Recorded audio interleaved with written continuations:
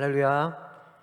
네, 이 시간 온라인 비대면 예배로 예배하는 우리 성도님들 삶 가운데 하나님께서 충만한 은혜로 덮어주시고 또 회복시켜 주시기를 간절히 소망합니다. 얼마 전 한 기사를 접했습니다. 한 유명한 교수가 인종차별을 하는 기사가 실어졌는데요, 뉴스에도 방영이 됐습니다. 이 미국의 맨해튼 대학교 음대에서 교수를 맡고 있는 이 PPT 사진을 보시면 이 주커만 교수라는 사람이요, 한 온라인 수업에서 아시아계 학생의 바이올린 연주를 듣고 그녀를 비하하는 발언을 하였습니다. 이런 비하를 했어요. 좀 더 노래하듯이 연주를 해봐. 한국인들은 노래하지 않지? 라고 발언을 하였고요. 이에 대응해서 이 학생이 이렇게 얘기했습니다. 저는 한국계가 아니라 일본계 학생입니다. 그랬더니 이 주커만 교수가 이렇게 이야기를 합니다. 일본인들도 노래하지 않는 것은 마찬가지야. 노래하는 DNA가 없다라고 발언을 하였습니다. 그는 2년 전에도 중국계 학생을 가르치면서 이 우스꽝스러운 흉내를 내면서 비하했고, 또 한국인 바이올리니스트 장영주 씨를 비하하기도 했던 사람입니다. 이 인종차별에 대해서 논란이 불거지자 이 주커만 교수는 자신이 문화적으로 이해력이 부족했기 때문에 일어난 일이다라고 사과문을 올렸습니다.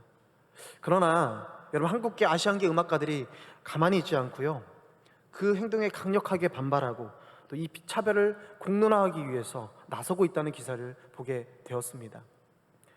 제가 이 차별이라는 주제를 가지고 한 예를 지금 여러분들에게 말씀드리고 있는데, 여러분, 요즘 우리가 살아가는 이 시대, 이 사회가 어떻습니까?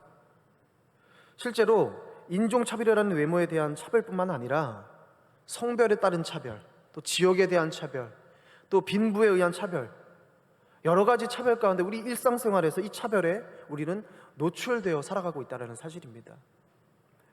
그런데 여러분, 우리가 한 번 더 나아가서 생각해 볼 것이 있습니다. 그것이 무엇이냐면, 사회 공동체뿐만 아니라 여러분, 우리 교회 공동체 안에는 이러한 차별이 없는가라는 것입니다. 오늘 본문에서 야고보 사도가 어떤 이들을 대상으로 말씀하고 있는가를 보면 우리는 이것에 대해서 정확히 알 수가 있어요. 야고보서 2장 1절 말씀해 보시면 처음 시작이 어떻게 시작됩니까?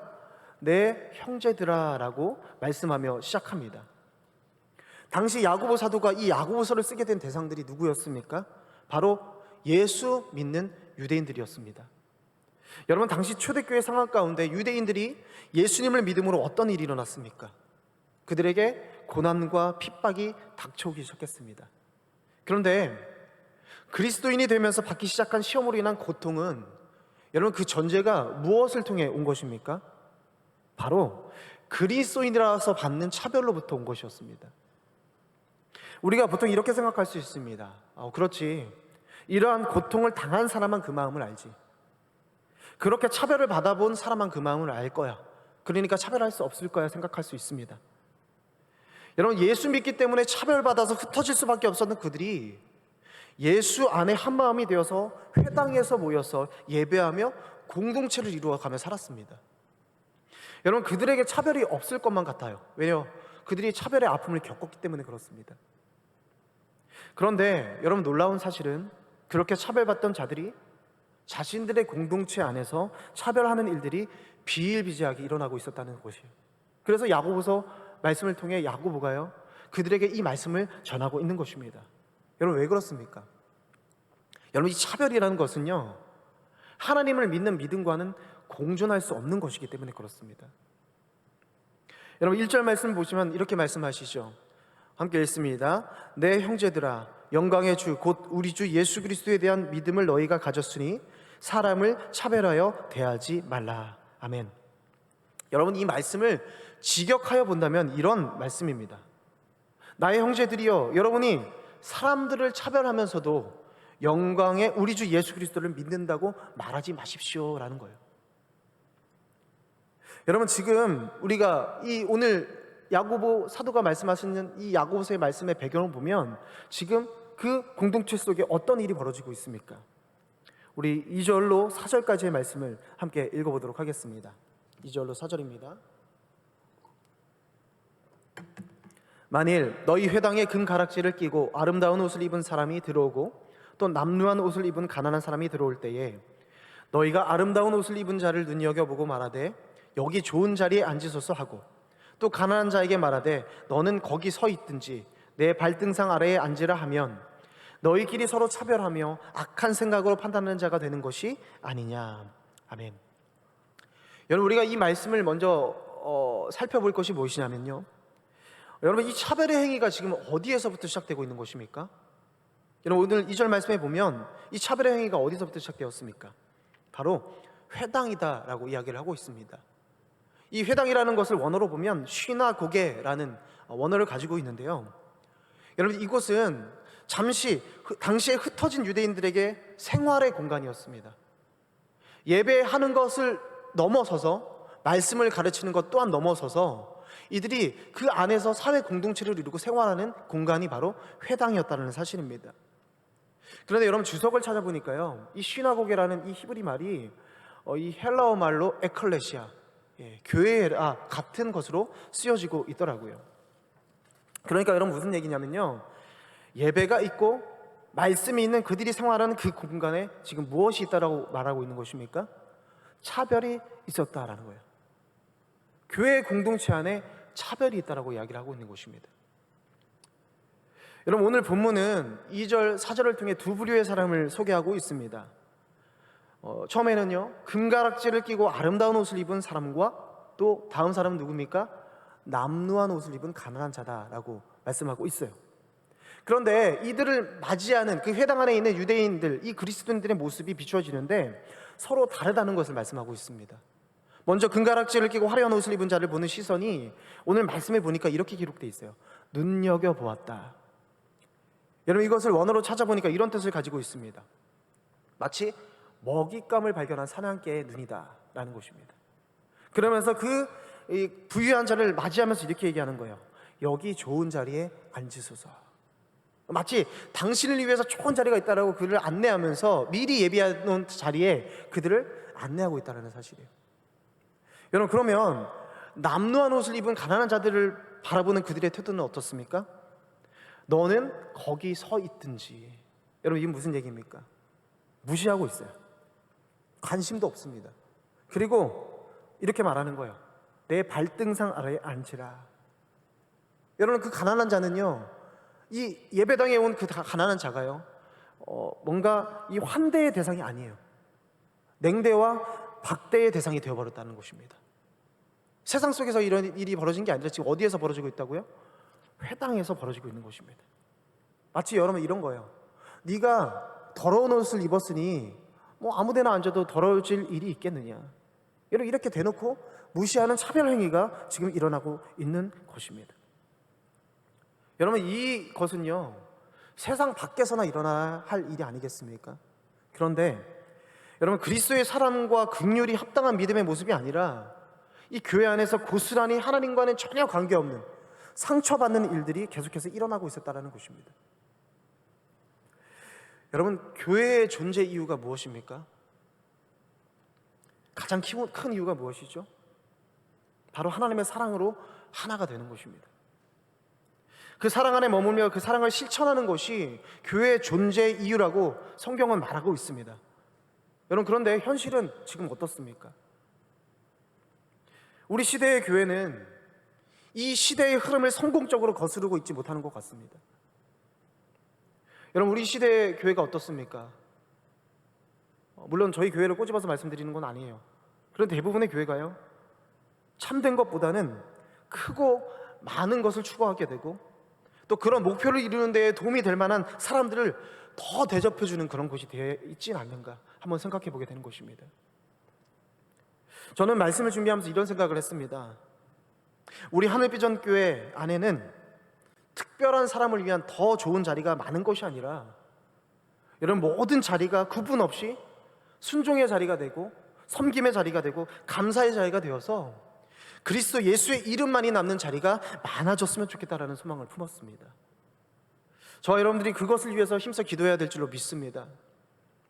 여러분, 차별은요, 철저하게 하나님의 본성과는 반대가 되는 것입니다. 영광의 주 곧 우리 주 예수 그리스도를 믿는 믿음은 절대로 차별과 공존할 수 없다라는 사실이에요. 여러분, 우리가 하나님의 성품에 대해서 많이 이야기를 하고 또 그 성품에 대해서 많은 것을 듣습니다. 여러분, 대부분 우리가 하나님의 성품을 들을 때 어떤 하나님에 대해서 듣습니까? 하나님의 전능하심, 또 불변하심, 또 긍휼하심, 자비하심, 여러분 그 은혜에 대한 말씀을 우리가 많이 듣습니다. 그런데 우리는 또 하나님의 성품을 한 가지 더 기억할 것이 있어요. 그것이 뭐냐면 우리 하나님께서는 공평하신 하나님이라는 사실이에요. 여러분, 이 공평하신 하나님의 속성이 우리가 많은 곳에서 찾아볼 수 있지만 이 그리스도 예수의 계보를 통해서도 비추어주고 있다는 사실이에요. 마태복음과 누가복음의 기록을 보면 예수님의 선조들 가운데 아브라함과 또 다윗, 또 솔로몬과 히스기야 같은 유명하고 경건한 어떤 사람들도 있었지만 반대로 여러분 그 외에는 평범하고 이름 없는 자들도 있었다는 사실이에요. 이런 대표적으로 누가 있습니까? 근친상간을 당했던 다말도 있고요, 이전에 창기였던 라합, 또 버림받았던 모압 족속의 출신 롯이 있습니다. 여러분, 이 족보를 통해 오신 예수님의 삶은 또한 어떠했습니까? 예루살렘이라는 위대하고 거룩하신 도성에서 태어나신 것이 아니라 어디서 태어나셨어요? 베들레헴이라는 곳에서 태어나셨어요. 그리고 자라나는 그의 환경을 보십시오. 갈릴리라는 나사렛 동네에서 태어나 자랐다는 것입니다. 여러분, 지난 주일에 우리가 나다나엘의 고백을 보았지만 나사렛에서 무슨 선한 것이 나올 수 있느냐라고 말할 정도로 그것은요 천하고 낮은 곳이었다는 것입니다. 여러분, 역대하 19장 7절 말씀을 보면 여호사밧 왕이 당시 재판가들을 향하여 훈계하면서 이렇게 말씀하였습니다. 우리 함께 읽어볼까요? 그런즉 시작. 그런즉 너희는 여호와를 두려워하는 마음으로 삼가 행하라. 우리의 하나님 여호와께서는 불의함도 없으시고 치우침도 없으시고 뇌물을 받는 일도 없으시니라 하니라. 아멘. 여러분, 하나님께서는 또 이렇게 신실하지 않은 이스라엘 백성들을 책망하시면서 말라기 2장 9절 말씀에 이렇게 말씀하셨습니다. 다시 한번 함께 읽겠습니다. 너희가 내 길을 지키지 아니하고 율법을 행할 때에 사람에게 치우치게 하였으므로 나도 너희로 하여금 모든 백성 앞에서 멸시와 천대를 당하게 하였느니라 하시니라. 아멘. 여러분, 하나님의 본성이 공평하시기 때문에요, 한쪽으로 치우쳐서 차별하는 것은 여러분 우리가 바로 죄다라고 말씀드릴 수 있어요. 오늘 방금 안내했던 이 말씀을 보면 우리 하나님은 치우침이 없으시다라고 말씀하셨습니다. 여러분, 그러면 우리가 이쯤에서 차별이라는 단어를 한번 살펴볼 필요성이 있습니다. 여러분, 이 차별이라는 단어를 보면 우리 PPT를 한번 보시겠습니까? 좀 발음이 어렵거든요. 프로소포 램푸시아라는 헬라어를 가지고 있는데 이 차별이라는 다른 의미를 보면 이런 의미를 가지고 있어요. 누군가를 그 얼굴을 따라 영접한다라는 뜻을 가지고 있습니다. 여러분, 이것은요 하나님의 본성과는 너무나도 거리가 있는 단어입니다. 왜요? 하나님은 공평하신 분이기 때문에 그렇습니다. 사람의 외모를 보고 판단하시는 분이 하나님이 아니시라는 거예요. 여러분, 잠언 말씀에 보면요 이런 말씀이 있어요. 재판할 때 낯을 보아 주는 것은 옳지 않다라는 말씀이 있습니다.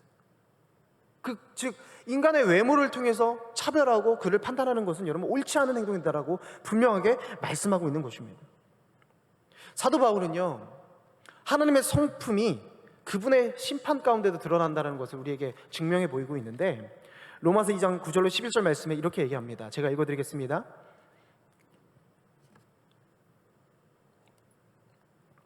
악을 행하는 각 사람의 영에는 환난과 곤고가 있으리니 먼저는 유대인에게요 그리고 헬라인에게며 선을 행하는 각 사람에게는 영광과 존귀와 평강이 있으리니 먼저는 유대인에게요 그리고 헬라인에게라. 이는 하나님께서 외모로 사람을 취하지 아니하심이라. 여러분, 하나님은 외모로, 겉모습으로 사람을 판단하지 않으십니다. 그럼 무엇으로 심판하고 무엇으로 판단하세요? 그 영혼의 상황에 따라, 그 영혼의 상태에 따라 심판하신다고 말씀하세요. 여러분, 예수님께서 성전에 모여든 불신자 무리들에게 이런 말씀을 하셨어요. 외모로 판단하지 말고 공의롭게 판단하라. 여러분, 예수님의 말씀 속에 하나님의 성품이 고스란히 나타나고 있는 것입니다. 여러분, 오늘 예배를 통해서 우리가 그 공평하신 하나님의 성품을 바로 알기를 원합니다. 하나님께서 그 눈을 우리 가운데 열어주셔서 여러분, 혹시라도 우리 마음 가운데 차별하는 마음이 있다면 그 마음을 거두어 가주시기를 원해요. 왜 그렇습니까? 하나님의 합한 마음이 아니기 때문에 그렇습니다. 제가 이 수요예배 가운데 야고보서 말씀을 계속해서 전하고 있지 않습니까? 그런데 항상 준비하면서 후회를 합니다. 행함에 대해서 가르침을 내가 주고 이 말씀을 잘 전해야 되는데 너무 말도 어렵고 너무 어려운 거예요. 그래서 어제도 밤늦게까지 이렇게 고민하고 책을 읽어가면서 고군분투하고 있는데 하나님께서 저에게 자유함을 주셨어요. 좀 자유하라. 그러면서 어떤 말씀을 다시 한번 보게 하셨냐면, 제가 아까 앞전에 설명드렸잖아요. 이 예배당에 있는 자들이 이 부자가 왔을 때, 부유한 자가 왔을 때 어떻게 본다고 제가 말씀드렸어요? 눈여겨본다라고 말씀드렸습니다. 근데 그 눈여겨보았다라는 단어가 다시 한번 떠오르면서 제가 어떤 마음이 들었냐면, 그래, 이 눈여겨보았다는 말 가운데 이 주어를 하나님으로 바꾸었을 때 하나님께서는 무엇을 눈여겨보고 계실까? 이 눈여겨보다의 의미를 가진 말씀을 제가 주석에서 한번 찾아보았거든요. 여러 가지 의미들이 나오더라고요. 참고로 누가복음 1장 48절 말씀에 이 마리아의 창가를 보면 이렇게 얘기합니다. 그의 여종의 비천함을 돌보셨음이라 보라 이제후로는 만세의 날을 복이 있다 일컬이로다. 여기서 그의 여종의 비천함을 돌보셨습니다 라는 것이요, 에피블레포, 바로 이 눈여겨보다 라는 의미를 가지고 있는 거예요. 근데 여러분, 이것이 가지고 있는 의미는 바라보다, 돌보다 라는 의미를 가지고 있는 것입니다. 그리고 누가복음 9장 38절 말씀에 귀신 들린 이 아이의 아버지가 예수님을 향해 이렇게 부르셨습니다. 우리 38절 말씀 함께 읽어볼까요? 시작. 무리 중에 한 사람이 소리질러 이르되 선생님 청컨대 내 아들을 돌보아 주옵소서. 이는 내 외아들이니이다. 아멘. 여러분, 변화산에서 내려오신 예수님께서 내려오자마자 누구를 만나셨냐면 한 아이의 아버지를 만났습니다. 그런데 이 아버지가 예수님께 소리칩니다. 귀신 들린 내 아이를 에피블레포 돌보아 주시옵소서. 이렇게 간절히 요청하는 모습을 볼 수가 있어요. 여러분, 이 귀신 들린 아이의 아버지에게 무슨 일이 있었습니까? 제자들에게 찾아와서 이 귀신 들린 아이에게 귀신을 쫓아달라고 간절히 간곡했는데, 여러분, 이 제자들이 그 귀신 들린 아이에게서 귀신을 내쫓을 수 있었습니까? 없었습니까? 내쫓을 수가 없었던 거예요. 그런 가운데 이 하나의 아버지가 예수님께 달려와서 간절히 얘기하는데 이렇게 요청하는 거예요. 에피블레포, 주여 내 아이를 좀 돌보아 주시옵소서. 예수님께 간곡히 부탁합니다. 여러분, 그 고백 앞에 섰던 예수님께서 어떻게 하셨어요? 에피블레포 돌보아 주셨습니다. 그냥 무관심하게 지나치지 않으셨어요. 여러분, 예수님의 이 시선, 예수님의 이 마음이 어디에 있는지 보이십니까? 귀신을 꾸짖으시며 그 아이를 낫게 하신 그 예수님의 마음을 보면서, 예수님의 그 행적을 보면서 여러분, 우리가 무엇을 보게 되는 것입니까? 우리 예수님은, 우리 하나님은 돌보시는 분이라는 거예요. 얼마 전 담임 목사님께서 마태에 대한 말씀을 전하실 때 제 눈에 들어왔던 말씀이 있습니다.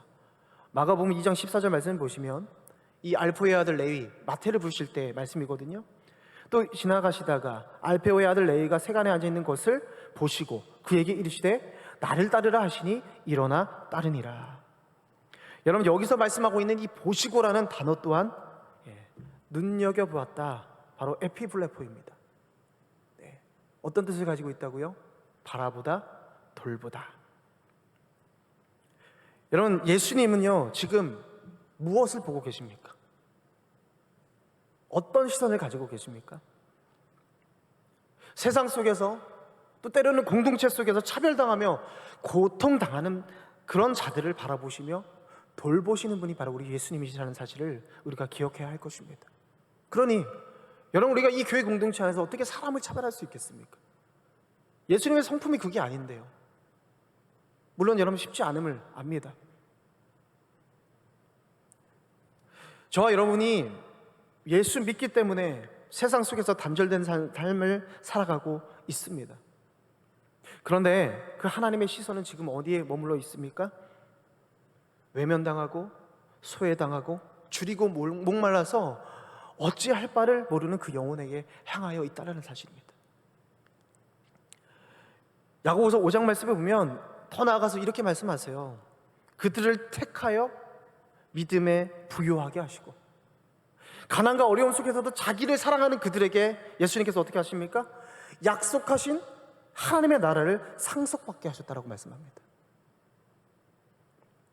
뒤돌아보면요, 여러분, 하나님이 우리를 차별할 수 있는 상황이 있지 않습니까? 왜 그렇습니까? 우리는 죄가 많은 사람들이에요. 죽을 수밖에 없는 사람이에요. 왜요? 하나님은 죄와 함께 하실 수 없었어요. 그래서 우리와 단절할 수 있었고 우리를 차별할 수 있었지만, 그러나 그 하나님께서 어떻게 하셨습니까? 우리의 외모, 우리의 부족함으로 우리를 판단하지 않으셨다는 사실입니다. 어떻게 하셨습니까? 값없는 은혜를 주셨습니다. 우리는 그 값없이 주신 은혜를 받고 살아가는 존재들입니다. 그런 대접을 받은 사람들이 어떻게 여러분 차별할 수 있겠습니까?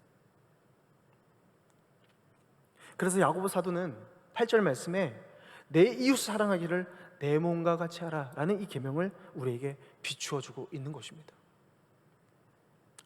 여러분, 믿음에 부욕해 하시고 하나님의 나라를 상속받게 하신 그 은혜를 받은 저와 여러분의 시선이 하나님께서 그 줄인 영혼들을 바라보듯이 내 옆에 사람과 내 주위의 사람을 바라볼 수 있다면, 여러분, 우리는 진짜 차별 없는 하나님의 나라를 살 수 있지 않겠습니까? 이런 그 예수님의 시선이 저와 여러분 가운데 있기를 간절히 축복합니다. 그 시선을 달라고 여러분 함께 기도했으면 좋겠어요. 여러분, 그런데 우리가 이 말씀을 묵상하고 보면서 한 가지 오해할 수 있는 것이 있습니다. 그 오해를 좀 벗어야 되는데, 여러분, 하나님께서는 부유한 자들을 아예 배제시키는 분이십니까? 그렇다면?